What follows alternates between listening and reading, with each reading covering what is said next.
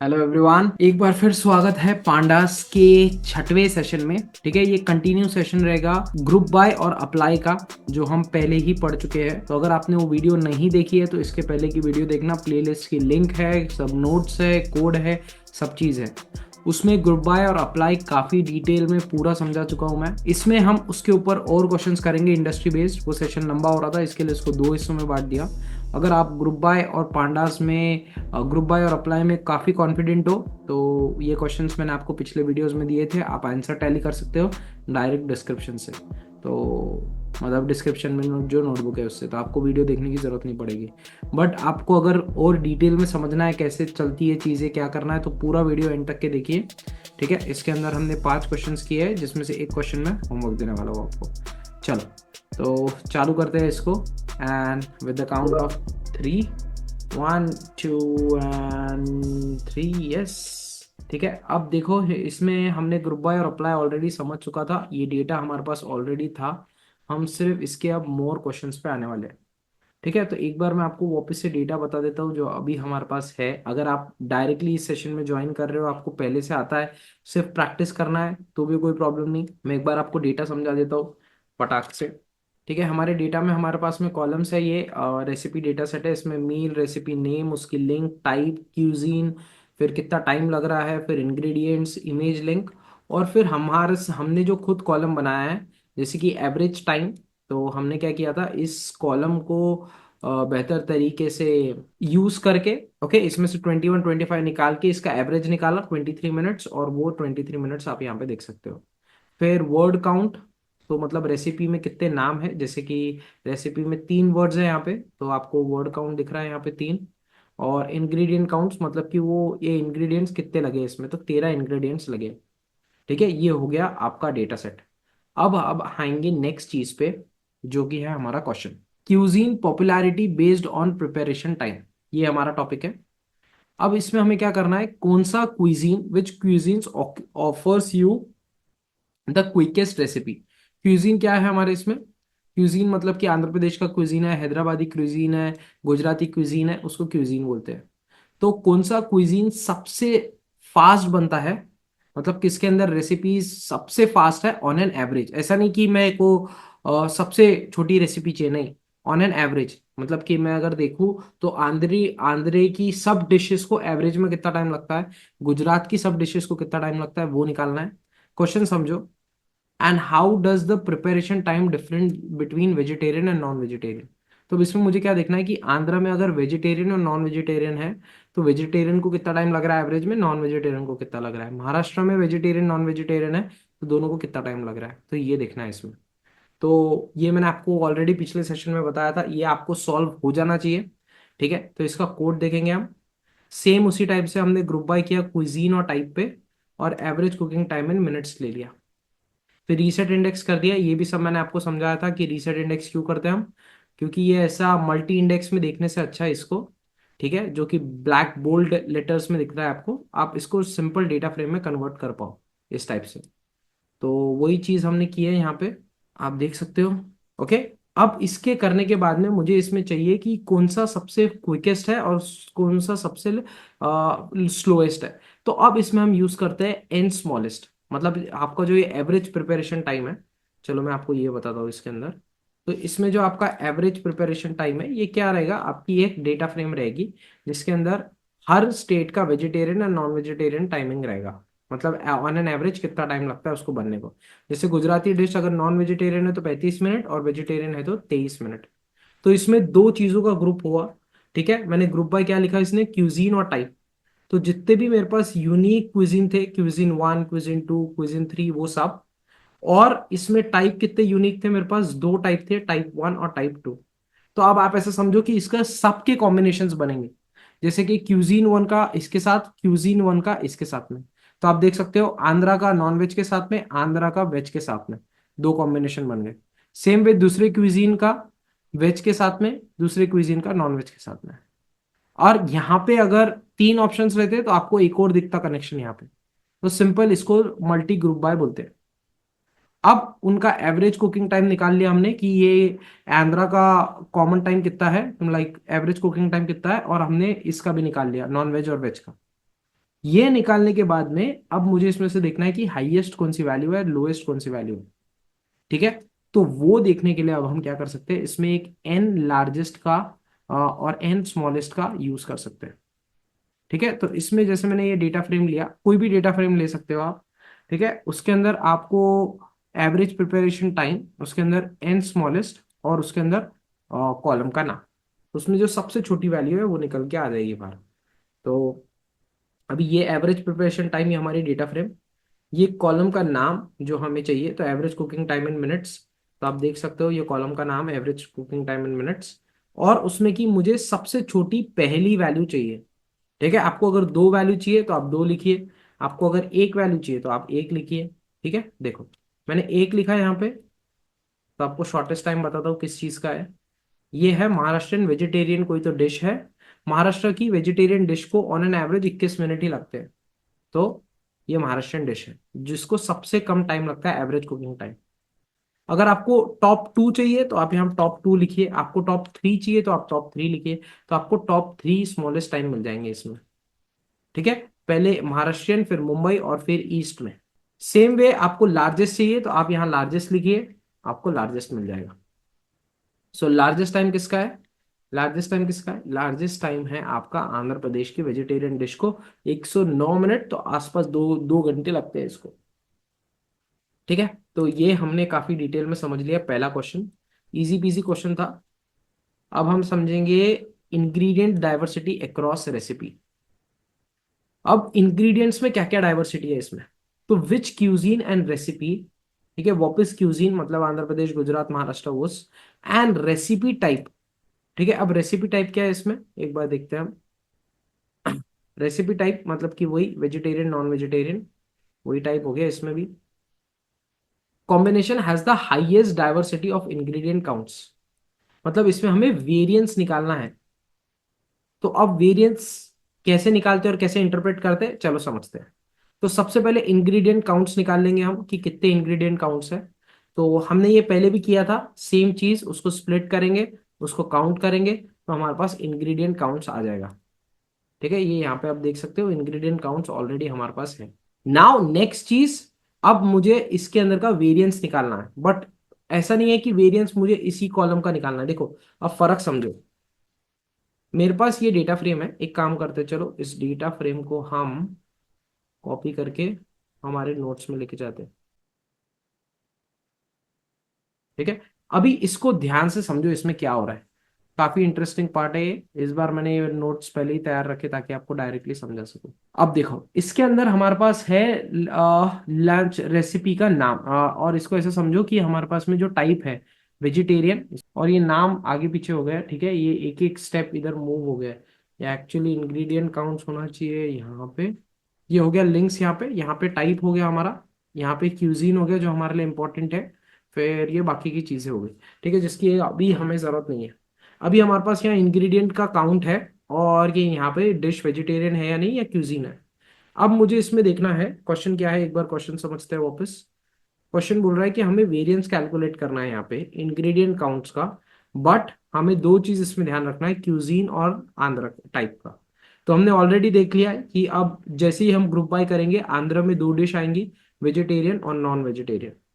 अब क्या होगा, आंध्रा की जितनी भी डिश वेजिटेरियन है उनका एक टेबल बनेगा। ठीक है, जहां पे आंध्रा वेजिटेरियन और उसके अंदर कितने इंग्रेडिएंट काउंट्स है, समझो 13, 12, 10, 9, लाइक दिस। तो ये हो गई आंध्रा की सब वेज डिशेस। ओके, हम इसको ग्रीन सिंबल से लिखते लगे तो ताकि समझ में आ जाए, ये हो गई वेज डिशेस। और सेम वे हमारे पास रेड डिशेस भी है यहाँ पे, दैट इज नॉन वेज। उसमें भी सेम आंध्रा नॉन वेज, और उनका इंग्रेडिएंट काउंट्स की, मतलब उसमें इमली, चटनी, चिकन वगैरह कितना कितना लग रहा है, जैसे कि 7, 3, 2, 1, लाइक दैट। तो अब मुझे क्या करूंगा, मैं इसका वेरिएंस निकालूंगा। वेरिएंस निकालने का फॉर्मूला काफी इजी है, अगर आपको वेरिएंस नहीं पता तो आप कमेंट्स करो। मैंने जैसे आपको पहले भी बोला था कि कोई भी टॉपिक आपको लग रहा है कि हार्ड है इसमें, तो हम क्या कर सकते हैं, आप उसको कमेंट करके बताओ कि ये पार्ट नहीं पता मुझे, मैं आपको कमेंट्स में ही समझा दूंगा, या तो एक सेपरेट वीडियो बना दूंगा उसका। ठीक है, तो अब इसमें इसका वेरिएंस निकालेंगे हम। वेरिएंस मतलब कि वो मीन से कितना स्प्रेड है, मतलब कि फॉर एग्जांपल आपके पास में let's say on an average 40 गाड़ियां है लेट्स से। ठीक है, ऑन एन एवरेज आपके पास 40 गाड़ियां है, या इसको आप ऐसे समझ सकते हो कि ऑन एन एवरेज इंडिया में लेट्स से कि सबके पास में 3 गाड़ियां है ऑन एन एवरेज। तो इसका एवरेज, इसका अगर स्प्रेड ज्यादा रहा मीन से, मतलब हो सकता है कि किसके पास में एक भी गाड़ी नहीं है, जीरो, किसके पास एक गाड़ी है, किसके पास 2 गाड़ी है, किस पे 300 गाड़ियां है, किस पे 400 गाड़ियां है, ऐसा हो सकता है। ठीक है, तो इस चीज का मतलब जो मीन से स्प्रेड आउट अगर है कोई चीज तो उसका वेरिएंस बहुत ज्यादा होता है। वेरिएंस मतलब कि कितनी दूरी पे है, वेरिएट कितना है मीन से। तो अगर आपकी वैल्यूज काफी अवे है मीन से लाइक दिस, तो उसका स्प्रेड बहुत ज्यादा है। ठीक है, अगर आप मीन के काफी क्लोज हो, जैसे मैं पूछूंगा कि पंजाब में कितनी हाइट से सबकी, तो लेट्स से कि वो आएगा 6.5 foot, 6.4 foot, 6.3 foot, 6.2 foot, 6.1 foot, 6.5 foot, like that, सब 6.5 के आसपास है, तो उसका वेरिएंस कम है। तो ये आपको बताता है कि डेटा कितना पास है और कितना क्लोज है। मतलब ऐसा तो नहीं है कि आपका डेटा बहुत स्प्रेड आउट है। जैसे कि हो सकता है कि आप एक ऐसे एरिया में रहते हो जहां सैलरी 10,000 से स्टार्ट होती है और 10 करोड़ तक जाती है, तो इसका वेरिएंस बहुत हाई हो गया। ठीक है, और आप हो सकता है कि कोई ऐसी जगह से हो जहां पे सबकी सैलरी एक एक रेंज में हो, काफी छोटी रेंज में हो, लेट से कि 10,000 से लेके 15,000 तक के, तो इसका वेरिएंस अब काफी कम हो गया। तो हम क्या करेंगे कि हम देखेंगे number of variance Andhra veg में, नॉन वेज में, इनका वेरिएंस कितना है। तो ये वेरिएंस कैलकुलेट करने का फॉर्मूला इजी है, हम फॉर्मूले में अभी नहीं जाएंगे क्योंकि हम डायरेक्टली डॉट वेरिएंस यूज कर सकते हैं। ठीक है, तो हमने डायरेक्टली कॉलम का नाम यहाँ पे पास किया, इंग्रेडिएंट काउंट्स, और उसका वेरिएंस निकाल लिया। तो अब हम इसको ग्रुप बाय करेंगे। तो अब देखो इसमें आपका पूरा का पूरा जो ग्रुप है वो ग्रुप जाएगा ये कैलकुलेट वेरिएंस वाले फंक्शन में। ठीक है, यहाँ डीएफ में आ गया आपका पूरा का पूरा ये डेटा फ्रेम आ गया एक ग्रुप, मतलब आंध्रा में वेज का पूरा डेटा फ्रेम आ गया डीएफ में। उसमें से आपने कॉलम का नाम एक चूज किया और उसका वेरिएंस निकाल लिया। सेम वे आप आंध्रा का नॉन वेज भेजोगे यहाँ पे और उसका वेरिएंस निकालोगे।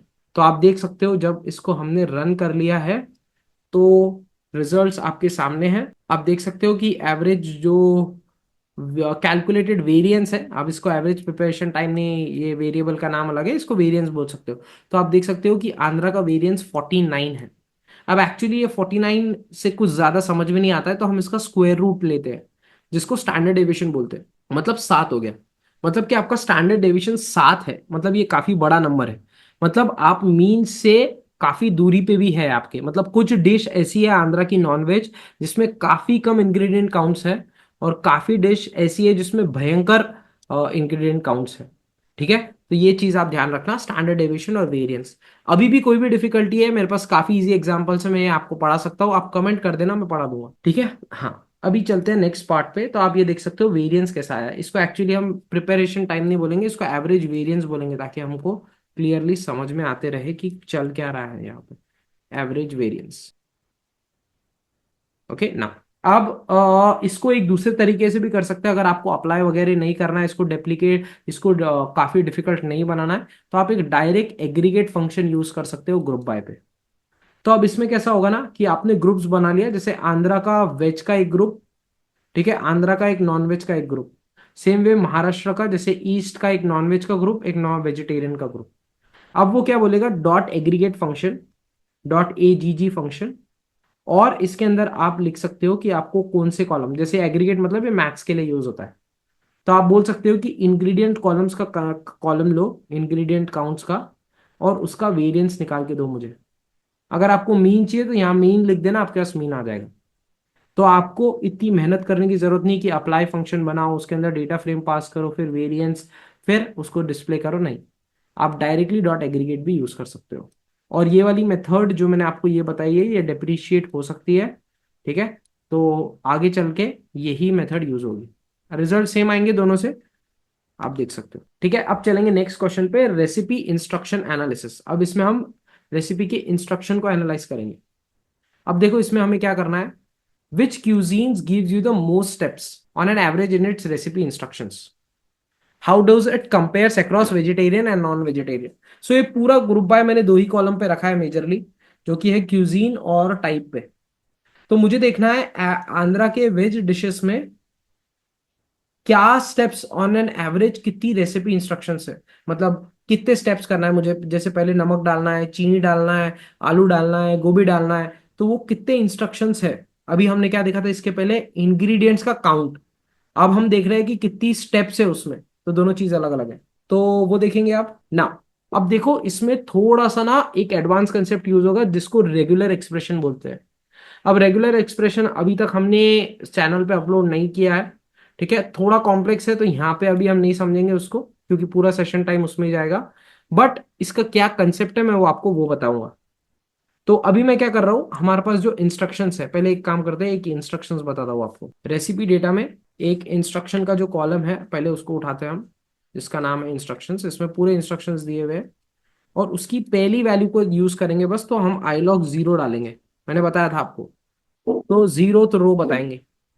तो ये देखो ये इंस्ट्रक्शंस है। अब आप अगर इसमें देखोगे तो ये है, इसमें नंबर 1 दिया हुआ है, फिर डॉट, फिर स्पेस, फिर यहाँ पे सेकंड इंस्ट्रक्शन है, फिर यहाँ पे नीचे कहीं पे थर्ड और फोर्थ इंस्ट्रक्शन है। तो ये स्ट्रिंग फॉर्मेट में है, जाकि जो हम एनालाइज नहीं कर सकते हैं, तो हम इसको कन्वर्ट करेंगे लिस्ट में। अब लिस्ट में कन्वर्ट करने के लिए क्या करेंगे, हम इसको पाइथन के मदद से भी ब्रेक कर सकते हैं, okay, very easily, like using the string functions. But उसके जगह उससे भी इजी फंक्शन है, दैट इज रेगुलर एक्सप्रेशंस। उसमें आप एक्सप्रेशन बता दो कि मुझे ये डॉट और उसके पहले अगर नंबर रहे तो वहां से ब्रेक करना है। जैसे फुल स्टॉप है तो मुझे उस पर ब्रेक करना है, ये फुल स्टॉप है तो मुझे उस पर ब्रेक करना है। तो ऐसे आप उसको इंस्ट्रक्शंस बता दो, ऐसे एक्सप्रेशंस दे दो कि कहीं पे भी फुल स्टॉप आया तो ब्रेक करना है, कहीं पे नंबर और फुल स्टॉप आया तो ब्रेक करना है। तो वो क्या करेगा, ऑटोमेटिकली वो एक्सप्रेशंस को देखेगा और आपके सेंटेंसेस को ब्रेक करके देगा आपको। मतलब कि कोई भी पैटर्न रहा आपके डेटा में तो वो आपको एनालाइज करके देगा। मतलब ऐसा समझो कि एक पूरा टेक्स्ट लिखा हुआ है, उसमें लिखा हुआ है कि your food restaurant is very good, blah blah blah blah blah, आपकी सर्विस बहुत अच्छी है, ब्ला ब्ला ब्ला ब्ला ब्ला, फिर वहां पे कहीं नंबर लिखा हुआ है, ठीक है, ब्ला blah blah blah blah, like this. तो आप एक रेगुलर एक्सप्रेशन लिख सकते हो कि स्ट्रिंग में कहीं पे भी 11 डिजिट का नंबर हो तो वो निकाल के दो मुझे। तो उसके लिए रेगुलर एक्सप्रेशन यूज होता है, काफी इजी कर देता है आपके टास्क को। तो देखो वैसे ही हमने एक रेगुलर एक्सप्रेशन यहाँ पे लिखा हुआ है, ठीक है, ये जैसे स्प्लिट फंक्शन ही यूज करता है इसके अंदर, और जैसे मैंने आपको बताया डिजिट्स, डॉट्स पे इसको स्प्लिट करता है। अब ये लिखते कैसे हैं, अगर आपको ये समझना है तो पूरा मैं एक रेगुलर एक्सप्रेशंस पे वीडियो बना दूंगा, आप कमेंट कर देना, ठीक है। बट ये रन करने के बाद ना हमें तुरंत एक प्रॉब्लम आई, एक एरर आया। वो एरर को समझते हैं। वो क्या बोल रहा है कि एक्सपेक्टेड स्ट्रिंग ऑब्जेक्ट हियर। मतलब मैं क्या चाह रहा हूं, ये अप्लाई फंक्शन में एक स्ट्रिंग ऑब्जेक्ट चाहिए। चलो अब इसको ध्यान से समझते हैं, ध्यान देना यहाँ पे। हमने क्या समझा था अप्लाई फंक्शन, आप कोई भी एक कॉलम का नाम लिखते हो, कोई भी कॉलम हो सकता है हो, और उसके ऊपर डॉट अप्लाई लगाते हो, और फिर फंक्शन का नाम लिखते हो इसके अंदर, जैसे कि एक्स वाई जेड फंक्शन। ये क्या करेगा, पहली वैल्यू को उठाएगा इस फंक्शन में डालेगा, ओके। तो अब ये लाइन पे एक एरर दे रहा है। ये क्या बोल रहा है कि एक्सपेक्टेड वैल्यू भाई स्ट्रिंग है, एक्सपेक्टेड वैल्यू स्ट्रिंग है, बट आप मुझे फ्लोट दे रहे हो। तो इंस्ट्रक्शंस में फ्लोट वैल्यू मतलब क्या हो गया, कोई नैन वैल्यू प्रेजेंट है वहां पे, कोई एम्प्टी वैल्यू प्रेजेंट है, तभी वो फ्लोट हो सकता है, ठीक है, क्योंकि स्ट्रिंग फ्लोट नहीं हो सकता। अगर कोई नैन वैल्यू है तो ही वो फ्लोट हो सकता है, ठीक है, मतलब कि कोई एम्प्टी वैल्यू है यहाँ पे। अब उस एम्प्टी वैल्यू को हटाने के लिए भी मैंने आपको समझाया कि हम फिल एने यूज कर सकते हैं। तो मैंने क्या किया, रेसिपी इंस्ट्रक्शंस फिल एने, और जहां जहां पे भी एम्प्टी वैल्यू है, मतलब एने वैल्यू है, वहां पे एक एम्प्टी स्ट्रिंग डाल दो आप, ताकि मुझे कोई एरर ना आए। एम्प्टी स्ट्रिंग डाल दो बस, और कुछ नहीं चाहिए, ठीक है। In place equals to true मतलब परमानेंट चेंज। अब ये फंक्शन समझाता हूं उसको मैं, जैसे मैंने आपको बताया था, ये एक स्ट्रिंग है जिसके अंदर काफी सारे इंस्ट्रक्शंस है। जब मैं ये फंक्शन से उसको पास करता हूं तो ये रेगुलर एक्सप्रेशंस, जैसे कि ये नंबर्स है, ये मार्कर्स है, इसको स्प्लिट करके मुझे एक लिस्ट देते हैं यहाँ पे। फिर वो लिस्ट में एक मैं फॉर लूप लगाता हूँ, और जितने भी उसके एक्स्ट्रा स्पेसेस है आखिरी में उसको स्ट्रिप करता हूँ, दैट्स इट। तो आप आखिरी में देखोगे तो ये आपका स्ट्रिंग था। जब मैंने उसको फंक्शन में पास किया, ये काउंट फंक्शन में पास किया, तो आप देखोगे कि एक लिस्ट आ गई, और इसमें पूरे instructions as a elements of list आ गए, जैसे ये फर्स्ट एलिमेंट, ये सेकंड एलिमेंट, ये थर्ड एलिमेंट, ये फोर्थ एलिमेंट, ये फिफ्थ एलिमेंट, लाइक दिस, ठीक है। तो अब नंबर ऑफ स्टेप्स मुझे काफी इजीली मिल जाएंगे। इसमें टोटल कितने स्टेप्स है, इसकी लेंथ निकालूंगा मैं तो 5 स्टेप्स आएंगे। तो जैसे कि एक, ये दो, ये तीन, ये चार, और ये पांच। तो ये फंक्शन आपको एक रेसिपी में कितने इंस्ट्रक्शंस है वो बताएगा। तो मैंने वही किया, स्टेप काउंट करके एक कॉलम बना लिया और रेसिपी इंस्ट्रक्शंस उसके अंदर पास कर दिए।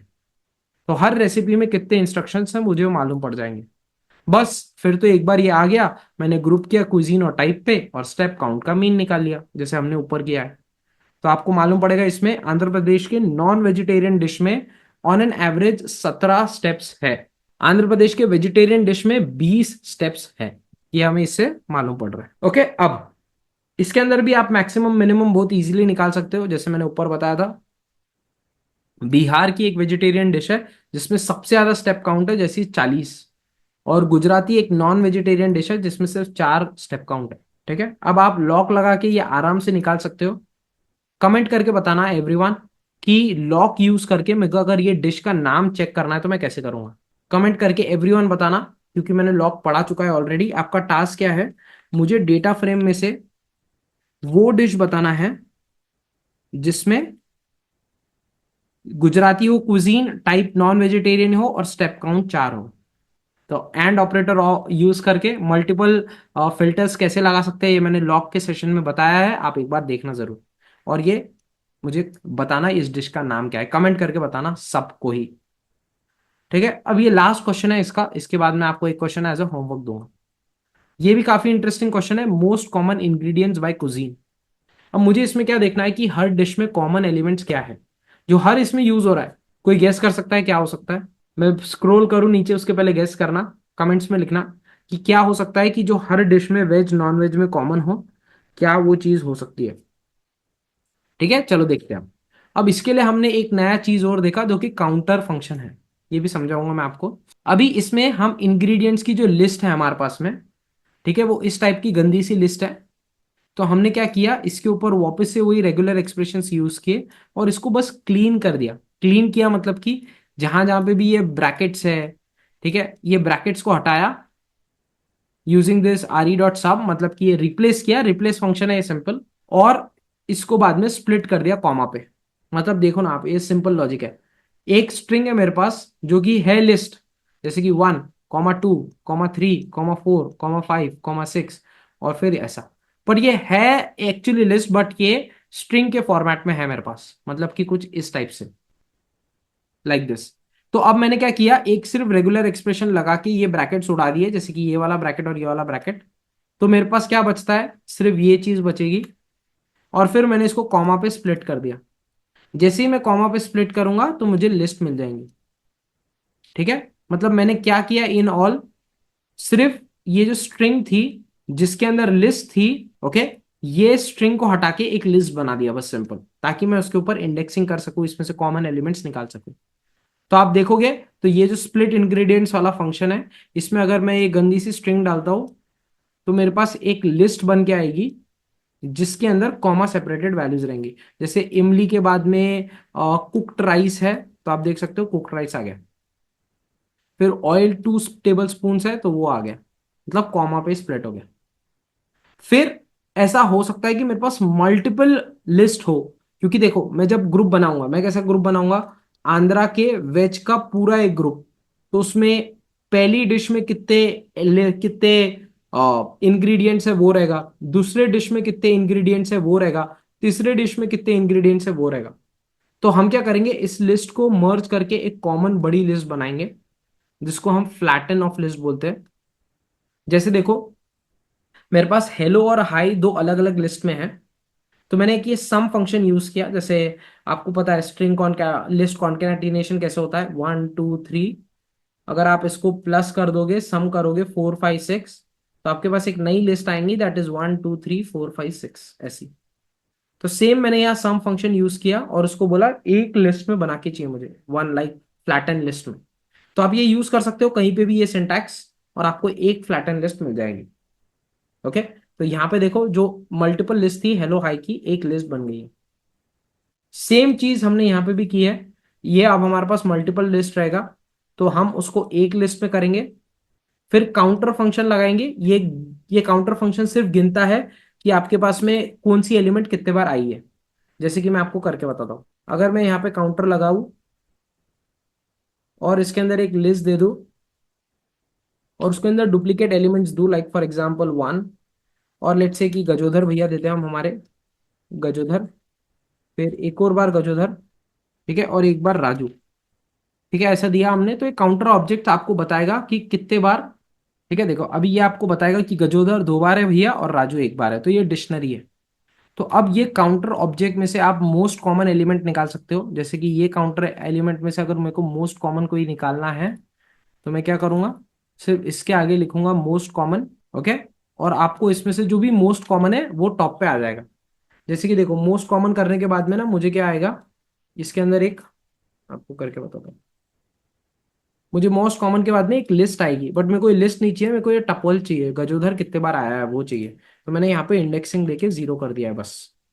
आपको मोस्ट कॉमन 2 चाहिए यहाँ पे, तो आप 2 लिखिए, आपको 2 कॉमन एलिमेंट्स मिल जाएंगे। ये हटा दो तो आपको 2 जो मोस्ट कॉमन है गजोधर और राजू वो मिल गए। ठीक है, तो अभी मैंने क्या बोला इसको, कि पूरे इंग्रेडिएंट्स को जो डबल लिस्ट है, ठीक है, जो डबल लिस्ट है उसको आप फ्लैटन करेंगे सबसे पहले ये फंक्शन से। फिर उसके अंदर कितने एलिमेंट से कितने बार वो काउंट करेंगे, और जो सबसे टॉप मोस्ट है वो रिटर्न करेंगे। मतलब आंध्रा में वेज में जो सबसे टॉप है वो मिलेगा, आंध्रा में नॉन वेज में जो सबसे टॉप है वो मिलेगा, इस टाइप से। ठीक है, तो अब ये देखो, ये मल्टीपल लिस्ट आपको बताने के लिए मैंने बनाई है यहाँ पे, सिंपल लॉक का यूज करके। आप इसको ब्रेक करके देखना, काफी इजी है, ये सिर्फ डेमो पर्पस के लिए है। तो ये मल्टीपल लिस्ट है, ये मैंने सम फंक्शन को अगर पास किया, जैसे मोस्ट कॉमन फंक्शन को पास किया, ये मल्टीपल लिस्ट।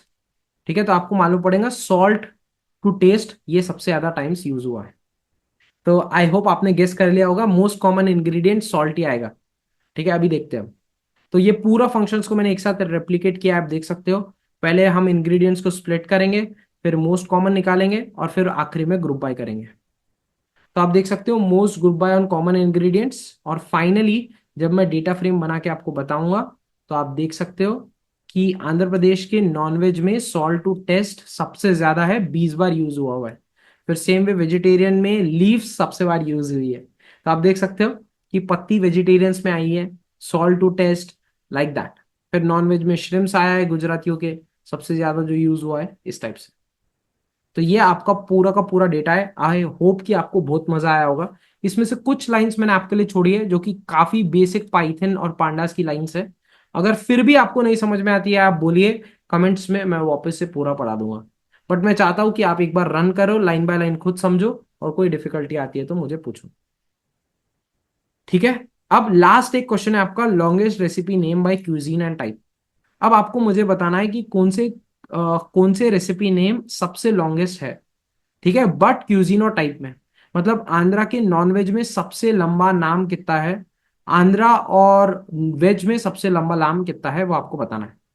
तो ये नोटबुक में शेयर करने वाला हूं, आप पहले प्रैक्टिस करो ये क्वेश्चन, फिर आपको मैं आंसर दे दूंगा एंड में, आप कंपेयर कर लेना। ठीक है, तो ये था आपका पूरा ग्रुप बाय और अप्लाई का। आपने इसके पहले की वीडियो नहीं देखी है तो वो देखना, काफी अच्छे से समझ में आएगा। कोई और डेटा सेट पे आपको ट्राई करना है तो कमेंट्स में बताना। ठीक है, thank you so much everyone, keep liking. अब हमने एडवांस पांडा स्टार्ट कर दिया है इसमें। ठीक है, तो एक भी दिन मिस मत करना, कंटिन्यूअसली ये सेशंस को देखते रहना, समझते रहना, प्रैक्टिस करते रहना, क्योंकि जल्दी हम एक बहुत बड़ा प्रोजेक्ट करने वाले हैं पांडास के अंदर, ताकि आपके पूरे डाउट्स क्लियर हो जाए। चलो, तो keep smiling everyone, take care, and we will meet in the next session with full of energy. Bye bye, take care everyone.